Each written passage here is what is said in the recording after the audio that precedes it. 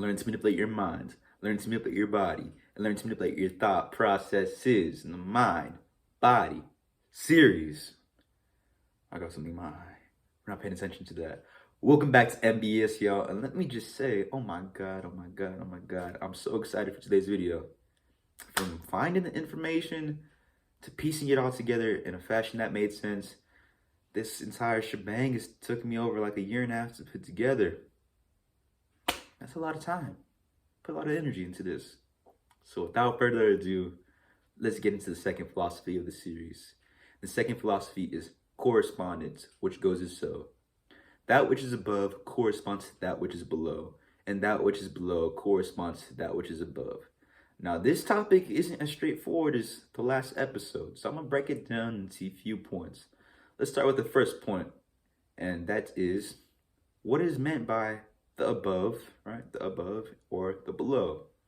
Well, when I say the above in the case of the mind body, it is in reference to your subconscious mind or what's going on behind the scenes. 90% of our thoughts are subconscious. 90%. Now, when I say the below in the case of the mind body, I am referencing our ego, our persona, everything we are conscious to in our waking life.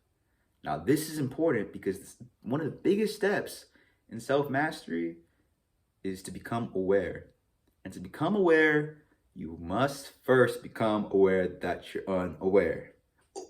Whoa, what the heck type of brain games are you playing with me, Tyler? What did you just say? What just came out of your mouth? Well, if you think about it, right? If 90% of our thoughts are subconscious, it means we're unaware of over half of our thoughts. That's insane. Think about everything you are aware of in a day. Everything you experience in a day. Now multiply that by 9. That's how much we're missing out on. But we can get a good idea of what's going on behind the scenes by paying attention to what's going on in our waking life. So with that in mind, let's translate the principle into something of modern words. The state of our minds corresponds to the state of our bodies and its assets, and our bodies and its assets corresponds to the state of our minds. That which is above corresponds to that which is below. That which is below corresponds to that which is above. At this point, you're probably like, Tyler, what the frick? Ups, downs, aboves, belows? How is any of this possibly practical? How am I going to apply this to my life? I don't even know what the heck is coming out of your mouth right now. Well, glad you asked. Once this principle is learned to implement, it can be used as a mathematical formula. Math? But Tyler, I had you for a few classes in high school, and you sucked at math. Oh, really? Then how come I remember Pythagorean theorem?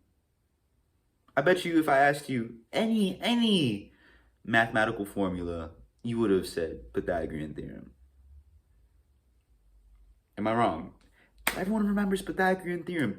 And luckily for you, I did suck at math in high school, not gonna lie. But I remember Pythagorean theorem. A squared plus b squared equals c squared. We're gonna use this for our formula. We're gonna use correspondence for our formula and Pythagorean theorem. Remember this.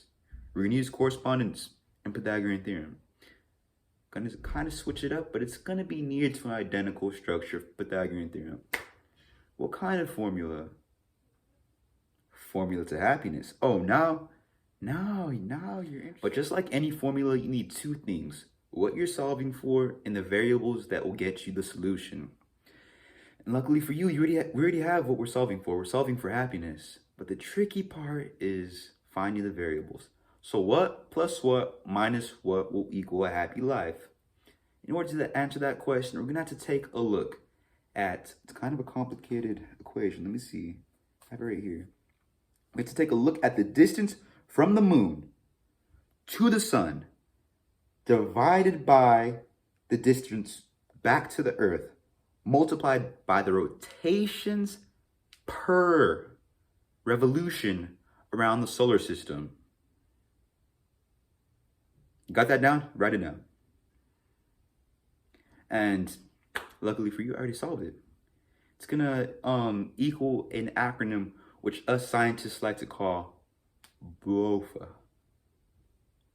Both of these nuts.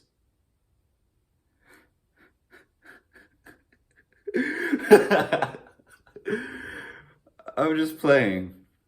I got you. It's actually not that it's complicated, but not that complicated. Like, you really thought I was about to do all of that? No, sir. No, sir. I got you. I didn't say the word. I'm not going to get demonetized. But anyways, it's simple. It's much simpler. And in order to find the rest of the variables, we're just going to have to take a look at our mind, right? Because if you remember the law of mentalism, you know that the mind is the body, the universe is mental. So we could find the remaining solutions by examining our mind, specifically the brain's reward system. Upon examination of the brain's reward system, you'll find that in order to attain happiness, you must drop the pursuit of and indulgences of pleasure. And that might sound kind of like some religious stuff, some spiritual stuff, some esoteric stuff, but it's not. It all boils down to the biological makeup of our minds and a few physiological components of our endocrine system and our nervous system. Let me break it down for you. There's an area of the mind called the prefrontal cortex. The prefrontal cortex is largely responsible for decision making, right? But when this area of the mind becomes dysfunctional, you become greedy, impulsive, sluggish, and more susceptible to addiction, right? A bunch of bad things. Well, what does this have to do with pleasure? Well, this area of the mind becomes diluted by indulgences in pleasure and high levels of stress, right? It becomes diluted by high levels of dopamine and high levels of cortisol, which are the stress hormone and the pleasure hormone, right? This is because dopamine is excitatory, meaning it likes to activate clusters of neuronal cells, right? And the thing is, this would be all fine and dandy if we lived in a perfect world, right? But unfortunately, that's not the case, right? Chronic overstimulation of a cell leads to what is called neuronal cell death, right? Meaning that your brain a part of your brain is starting to die, right? And that's obviously not good. In order to prevent this, the dopamine receptor is downregulated. So that means that dopamine is still being produced, but is less likely to bond to a receptor, right? So because, a few more times it bonds to this receptor just might become overwhelmed and die. Tyler, big words. I'm like 8 minutes into the video. You're frying out my brain. What are you saying? Don't worry. I got you.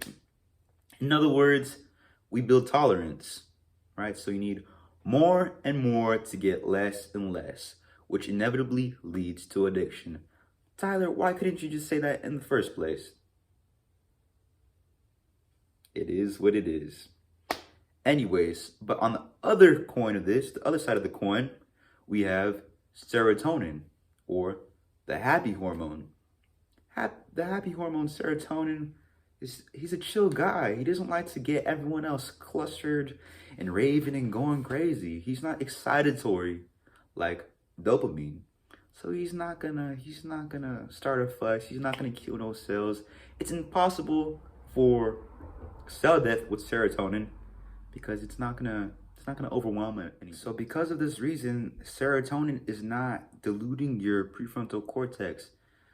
Living in production of serotonin is not going to cause you to become addicted. It's not going to cause you to become, it's not going to cause all the side effects that come with a diluted prefrontal cortex, right?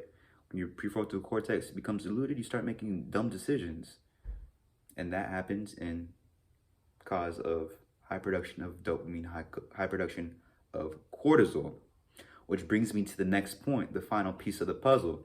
Cortisol, if you remember from the last video, MBS Ep2, you know that cortisol is responsible for stress. We're not messing with that. It's responsible for depression. We're not messing with that.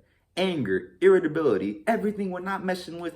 It's the reason you're not feeling so good today. It's the reason you weren't feeling so good yesterday. It's the reason you're not feeling good. Cortisol. We're not messing with cortisol. Here's the kicker. Here is the kicker. And here's where we tie this all together. Serotonin, right? The happy hormone, down regulates cortisol, the stress hormone, right? Tyler, what the frick does this do with indulging in pleasure? Why can't I just indulge in my pleasures? Because dopamine downregulates serotonin. Pleasure downregulates happiness. Whoa, what? Yes, I was going to tie this all together. You thought I wasn't. So if dopamine is downregulating serotonin, and serotonin is downregulating cortisol, logically, what does this mean for us? Right? Logically, what does this mean for us? It means in order to attain a happy life, we must avoid indulging in pleasure. We must avoid the overproduction of dopamine, because we know that that overproduction of dopamine is going to hinder our serotonin production, which is going to fight that depression, that cortisol. We don't want that, right? So let's tie it all together with a formula that I have here. And it's not the joke from earlier. That was just to see if you were paying attention. If you laughed at it, you were probably paying attention, right? Or it was a good joke. You were paying attention. But if you didn't laugh at it, either it was a bad joke or you weren't paying attention. I beg to believe it's the latter. You weren't paying attention because it was a good joke, brother. Anyways, or sister, because there might be females watching, but according to our analytics, there's only like 12% of our viewers are females. And it's kind of, I feel like that's a cap. Anyways, here is the formula. Remember when I said correspondence has to do with this? Here's how it's gonna go. So, let's use the law of correspondence to create a formula. Let's call the hormones, right, the above, and the emotions that they produce, the below. So let's read our new law of correspondence like this. Our emotions correspond to the state of our hormones and their production, and our hormones and their productions correspond to the state of our emotions, right? So now we have our variables and what we're solving for. We're solving for happiness, and the variables to that will be dopamine, serotonin, and cortisol. So we're now ready for the formula to happiness. So serotonin will equal happiness, dopamine will equal pleasure, cortisol will equal stress, and your brain will equal life. So this will be the above. So I don't know what this is called. How am I going to tell you a formula? I don't know what it's called. Looks like a C, but it's like you're gonna put them in this thing. Just start, open it, and I'll tell you when to close it. All right, so write this down if you want. Brain plus serotonin, close it, minus cortisol is equal to a brain minus dopamine. And the below will be like this. So open it up. Life plus happiness, close it, minus stress is equal to life minus pleasure. That's your formula, right? Because if happiness is what we want, dopamine is downregulating that, and stress is what we don't want, and happiness is what's going to downregulate that, then it's obvious. We're going to cut out this one. We can't cut out this one. We can't cut out cortisol by cutting out serotonin. Why? Because serotonin is what's going to cut that out. It's like rock, paper, scissors. Rochambeau. Boom. And this is serotonin. This is stress. Boom, boom, boom. Cut that stress out of your life. Have a happy life. Some of y'all might not know the difference between happiness and pleasure, which is something I've considered. It's going to be a topic for the next video. Next video is going to be about vibration, neural oscillations or brain waves, and the Hawkins scale. You probably don't know what any of that is. That's why I'm here. It's going to help you learn to master your minds, learn to master your body.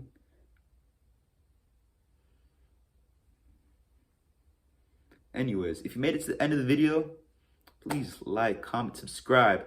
Let me know what I did good. Let me know what I did bad. Feedback is what helps me grow. I'm trying to help you grow. Try to help me grow. By subscribing, help me grow the channel. Thumbing it up for the algorithm. Dropping a comment for the algorithm. If you hated the video, comment that you freaking hated it, bro. It's only gonna help me. It is what it is. Until next time, this was ET Speaks, and I am out.